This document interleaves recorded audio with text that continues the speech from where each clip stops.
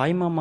మన ఛానల్‌లో first time manga explanation video చేస్తున్నాం. ఎందుకంటే మన సబ్‌స్క్రైబర్ అడిగాడు. ఇప్పుడు మనం స్టార్ట్ చేస్తున్న మాంగా కైజు నంబర్ 8. అంటే మనం ఈ మాంగా చాప్టర్స్‌ని 77 నుంచి స్టార్ట్ చేస్తున్నాం. ఎందుకంటే చాప్టర్ 1 నుంచి చాప్టర్ 76 వరకు యానిమే వచ్చేసింది.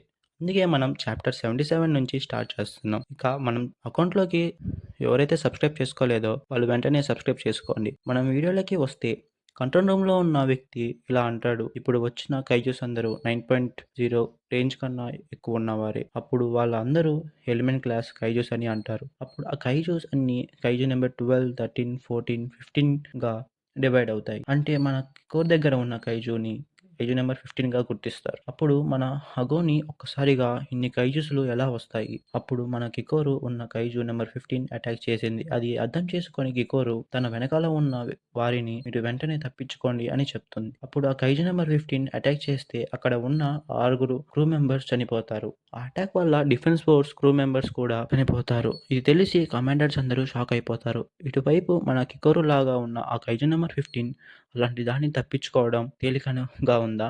కికోరు మరోసారి నేను కొంచెం గట్టిగా ట్రై చేస్తా అని అంటుంది. ఆ మాటలు విని కికోరు అసలు ఇక్కడ ఏం జరుగుతుంది? అయినా తను నాలా ఎలా ఉంటుంది అని అనుకుంటుంది. మన కిల్లి అదే ఒక బట్టతలోడు అందరూ వినబడిందా? మాకు ఆ హెడ్ క్వార్టర్స్‌లో మాకు తగినంత శక్తి లేదు. కాబట్టి మేము బ్యాకప్ ఇవ్వలేము. కాబట్టి మీరు ఎలాగైనా ఆ కైజులని చూసుకోవాలి అని చెబుతాడు. అప్పుడు మన కికోరు ఒక్కసారిగా 84% కాంబాట్ పవర్‌కి చేరుకుంటుంది. అప్పుడు హెడ్ క్వార్టర్స్‌లో ఉన్న వాళ్ళు షాక్ అయిపోతారు.